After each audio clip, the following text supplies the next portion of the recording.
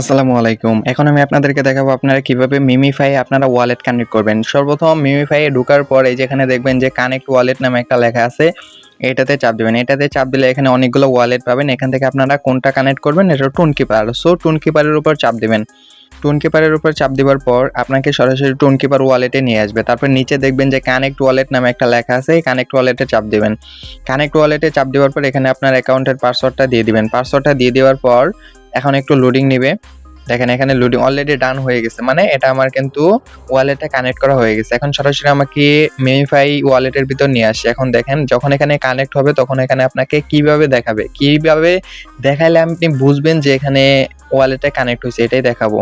So দেখেন আমারটা কিন্তু অলরেডি কানেক্ট হয়ে গেছে কিন্তু এখন শুধু দেখাবে।